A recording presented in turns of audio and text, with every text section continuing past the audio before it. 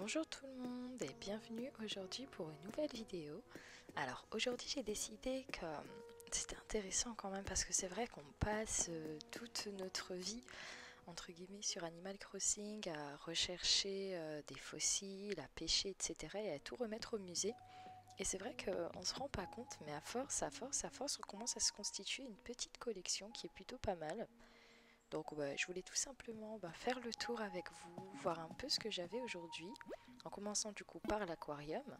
Alors c'est vrai qu'il y a différentes espèces qui apparaissent, après je vous avoue que ce qui est à chaque fois le plus étonnant, c'est le requin. D'ailleurs à chaque fois que je le vois, je me mets dedans, je me mets dans l'aquarium, je prends en photo parce que franchement je trouve que c'est vraiment un animal qui est super beau. Et au-delà de ça, l'avantage c'est que les effets ils sont tellement bien faits, comme là par exemple quand il passe, vous voyez quand vous voyez sa queue bouger etc. C'est tellement bien fait que ça fait limite réaliste. Donc ouais, c'est vrai que quand on les pêche et qu'on les sort de l'eau, c'est quelque chose qui peut être étonnant. Donc on a différents éléments comme la raie par exemple, le requin on l'avait vu ensemble. Et c'est vrai que quand vous allez à côté de l'aquarium et que vous cliquez sur les différents panneaux, vous avez les noms des poissons qui apparaissent, la date à laquelle vous les avez pêchés. Pardon, faites pas attention à ma voix, elle est un peu cassée aujourd'hui. Mais franchement, c'est trop bien. Le requin-ci, c'est vraiment un requin paresseux, hein, parce qu'à chaque fois que je viens pour aller essayer de l'épier, il est toujours en train de dormir. Donc là, on a le cordeau. Donc il y a beaucoup d'animaux que j'avais pêchés à la mise en place, enfin quand j'avais commencé à jouer, c'est-à-dire au mois d'octobre 2020. Et il y en a que j'ai eu récemment. Après, ce qui est dommage quand vous arrivez en cours de route, c'est qu'il y a plein d'espèces du coup que vous passez à côté parce que c'est des espèces qui sont là que par saison, à certaines heures aussi. Donc, si vous travaillez ou si vous êtes étudiant, c'est aussi particulier parce que vous pouvez pas travailler, enfin vous pouvez pas par exemple jouer ou pêcher à des 4 heures du matin pour pouvoir avoir certaines espèces rares. Et c'est vrai qu'après, les jours se cumulent, les mois, et finalement, la saison est terminée, que vous savez que pour avoir la prochaine espèce, il faut attendre l'année d'après. Ou sinon, vous changez les dates, etc.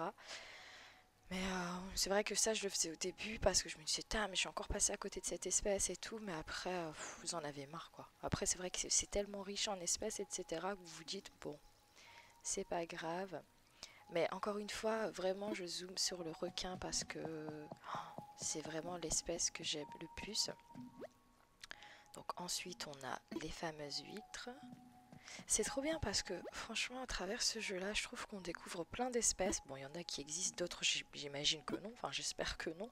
Mais en tout cas, beaucoup d'espèces qui sont réellement réalistes.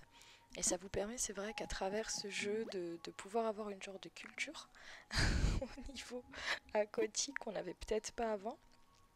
Limite, ça vous donne envie de faire de la plongée. Franchement, pour preuve, hein, moi j'ai déjà fait de la plongée quand j'étais en vacances. Et c'est vrai qu'on nous promet à chaque fois de voir plein d'espèces et tout. Mais quand vous arrivez, c'est vrai qu'il n'y a pas vraiment toutes les espèces que vous souhaitiez voir. Après, ils vous disent, ouais, il n'y a pas assez de lumière. Ou c'est vrai qu'il n'y a pas ci, il n'y a pas ça. Donc, déception. Donc je trouve que ce musée-là, franchement, il rend un peu honneur à toutes ces espèces-là parce qu'en plus, c'est tellement bien disposé. Et c'est vrai que c'est riche en infos. Par exemple, quand vous allez faire une donation ou autre, ils vous proposent de vous faire un genre de compte rendu de l'espèce. Bon, je vous cache pas qu'au début, vous prenez le temps de l'écouter, mais après, il est d'un ennui. Vous lui donnez, vous partez, faites suivant, suivant, suivant, et puis voilà. Alors là, attendez, je me cache, parce que s'il me voit, il va peut-être pas ressortir. Oups, là, attendez. Ah, est-ce qu'il me... Ah, là, je peux l'espionner discrètement sans qu'il me regarde. On va descendre voir ce grand aquarium. Celui-là, j'aime bien parce que c'est là où il y a le plus de grosses espèces, entre guillemets, entre les différents requins. Mais on est d'accord que dans la vie réelle, le requin, il aurait déjà mangé toutes les autres petites espèces.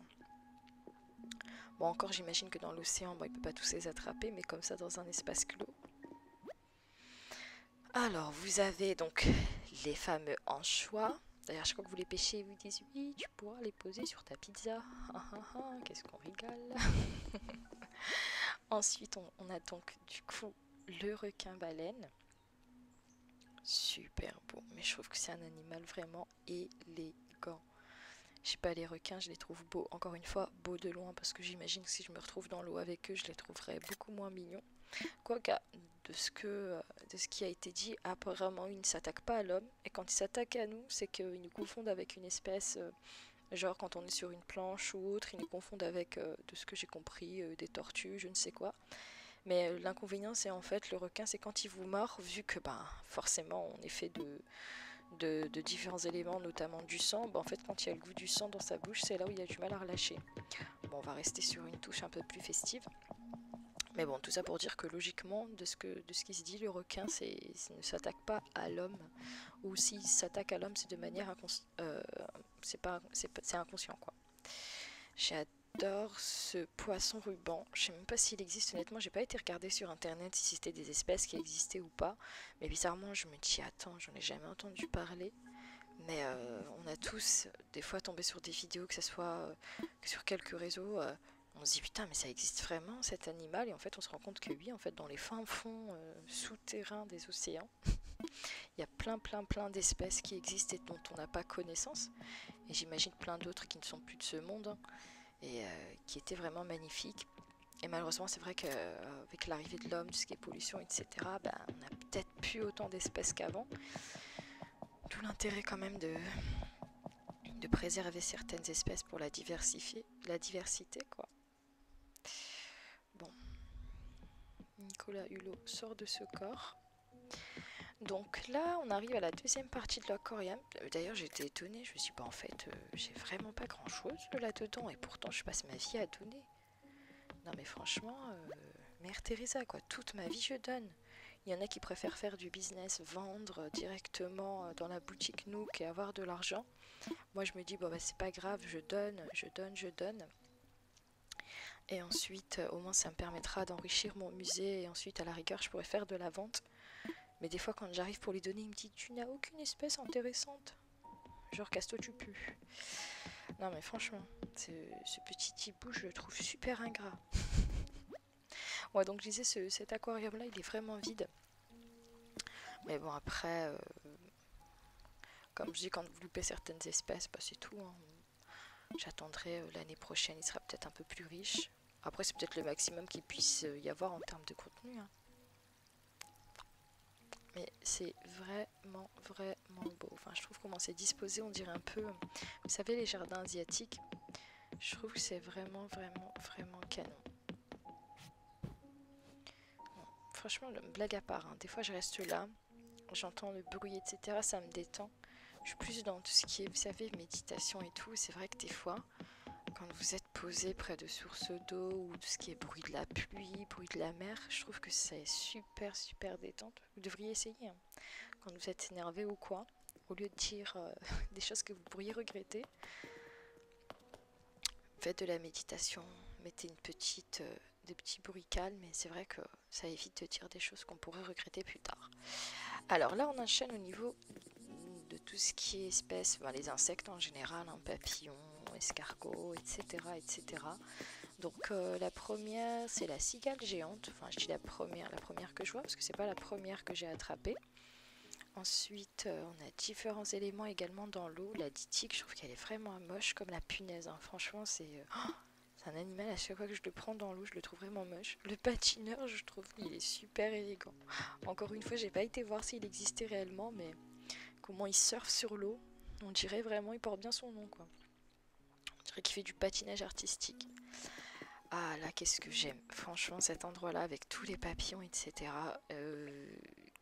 Des fois, on se dit, waouh, ok, certes, j'ai beaucoup donné au petit hibou ingrat à l'entrée du musée. Mais quand on arrive là et qu'on voit toutes les espèces et tout, on se dit, putain, c'est quand même pas mal, hein.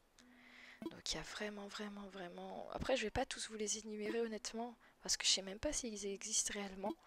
Et puis je vous cache pas qu'il y en a que je ne saurais pas prononcer. Mais franchement, ils sont beaux. Ils ont vraiment fait en sorte que ça soit bien disposé, que ça soit vraiment une multitude de couleurs. Comme le morpho bleu, je le trouve vraiment beau. D'ailleurs, en termes financiers, je pensais qu'il allait m'apporter beaucoup, mais en fait pas du tout. Donc je regrette pas de l'avoir donné. Bon, après j'en ai, rassurez-vous, hein, j'en ai attrapé d'autres entre temps et c'est pour ça que je vous dis que financièrement ils rapportent pas grand chose. Puis voilà. Le monarque est vraiment beau aussi. Non, j'aime bien. Franchement, j'aime bien. Puis je trouve que ça fait vraiment réaliste. Vous savez, le graphisme et tout à ce moment-là du jeu, on se dit quand même c'est bien fait, hein. Bon, après, encore une fois, j'ai envie de vous dire, ils sont formés pour ça, mais vous avez certains jeux qui sont pas du tout réalistes. Et là, au moins, ça l'est. Donc là, par contre, je me suis vraiment rendu compte que c'était la Bérésina, à part ce petit bousier ridicule, genre d'araignée qui est en train de virevolter avec son rocher. J'ai vraiment pas grand chose ici. Bon, d'ailleurs, je pense que je m'attarde jamais dedans. Je m'attarde jamais parce que, bon, à part les toiles de mer en fond, il n'y a vraiment pas grand chose à voir de ce côté-là. Alors, ensuite, par contre, là, c'est super beau. Là, je vous dis, je sais pas pourquoi, moi, ces endroits-là comme ça, avec les fontaines, les cascades et tout, et surtout les petits rochers dans l'eau, ça me fait trop penser au jardin asiatique. D'ailleurs, entre parenthèses, j'ai toujours rêvé d'en avoir un plus tard. Vous savez, les beaux petits jardins asiatiques avec les bambous, avec les petits poissons rouges, etc. Même Igmara crapaud, je trouve que c'est super beau. Bon, je ferme la parenthèse, j'arrête de vous raconter ma vie. Je vous laisse écouter un peu. Vous entendez? Justement, on n'entend rien. Et c'est ça qui est beau, c'est le bruit de la mer. C'est d'ailleurs pour ça, vous savez, quand vous avez Romodil, à un moment donné, quand vous mettez beaucoup de fontaines, vous avez vu au début, quand on découvre le Romodil, on met un peu des fontaines partout. Et après, c'est vrai qu'on se rend compte qu'il y a un genre de boucan avec l'eau. Donc voilà. Bon, ce côté-là, je vous cache pas que je suis un petit peu gênée parce qu'il n'y a pas grand-chose. En même temps, les seuls moyens d'avoir des œuvres d'art, enfin généralement c'est en passant par Runard, mais à chaque fois cet escroc qui porte bien son nom, ben, à chaque fois que je fais vérifier l'œuvre d'art, elle me dit que c'est une fausse, donc en fait j'ai pas grand-chose. Donc j'ai pas grand-chose à donner. Ça par contre la Vénus de Milo. Alors cette statue de Vénus, déesse romaine de l'amour et de la beauté, a été trouvée en Milo. Nombreux sont ceux qui demeurent rêveurs en la contemplant, tâchant d'imaginer la pose initiale. Regardez belle cette statue. Ensuite ici on a une toile royale, la Dame de l'Hermine, qui a été faite par Léonard de Vinci, un des 4 portraits de femmes que nous a laissé Léonard de Vinci, l'un d'entre eux étant la Joconde. Certains avancent que l'Hermine dépeinte n'en est pas une et qu'il s'agit en fait d'un furet blanc. Ok, super. Ensuite, je crois qu'ici c'est une œuvre de Rembrandt. Alors, c'est une toile incroyable. Donc la ronde de nuit, donc voilà, c'est bien Rembrandt. Ce chef-d'œuvre peint au XVIIe siècle par le néerlandais Rembrandt représente, j'ai pas pu lire, à l'époque les sujets de portrait étalent statistiquement. Bon, je vous laisse lire parce que moi j'ai des difficultés, là ça va trop vite en vérité. Qu'est-ce que j'allais dire? C'est vrai que lui, il a été connu, petite culture pour, vous savez, le clair-obscur. En fait, il y avait vraiment des côtés dans sa toile qui étaient clairs et des côtés un peu plus mystérieux qui étaient obscurs. D'où le mouvement artistique qui a été appelé pour Rembrandt le clair-obscur. Ensuite, là, on a un petit guerrier samouraï. Franchement, je trouvais que c'était super beau. Apparemment, quand il mourait, de ce que j'ai lu dans les informations qui sont notifiées, ben on les enterrait avec plusieurs statuettes, comme une genre de petite armée pour qu'ils puissent être défendus dans l'au-delà. Je trouve vraiment ça trop beau. Ensuite, là, on a une toile d'un, il me semble, asiatique. Là, je vous laisse prononcer le nom parce que franchement, je trouve qu'écorcher les noms, c'est vraiment irrespectueux. Donc, des fois, quand je sais pas trop prononcer, je préfère rien dire. Et puis voilà. Une toile ténébreuse. Une frêle esquive acheminant un corps sans vie flotte en silence sur une mer d'huile. Bah, super. Atmosphère de cette toile qui symbolise. Bon, l'artiste n'a pas voulu représenter ce qu'il voyait. En l'occurrence, on ne sait pas ce qu'il voyait. Et là, il me semble que c'est une toile de Van Gogh. Je ne suis plus sûre. Ouais, c'est ça, Vincent Van Gogh, les tournesols.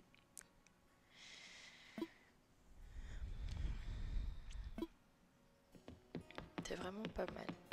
Putain, quand on voit le nombre d'artistes qui étaient dépeints comme des fous, et qui finalement après leur mort, enfin je parle pas de Van Gogh en particulier, mais plein comme Picasso ou autres qui étaient dépeints comme des fous et qui après leur mort d'un coup leurs toiles ont pris un essor incroyable. Surtout une valeur financière assez importante. Bon, ensuite j'ai laissé le meilleur, enfin le deuxième, parce que pour moi le meilleur ici c'est l'aquarium. Donc là bien évidemment c'est le musée qui reprend donc tous les fameux fossiles avec notamment donc les squelettes de dinosaures. Alors je vous laisse franchement prononcer les noms parce que pour moi il y en a certains c'est imprononçable. Ont-ils réellement existé à un moment donné ou pas, sait-on jamais. J'ai pas Je sais pas du tout. Moi je sais qu'il y en a effectivement qui apparaissent, qui eux ont réellement existé parmi les dinosaures, etc.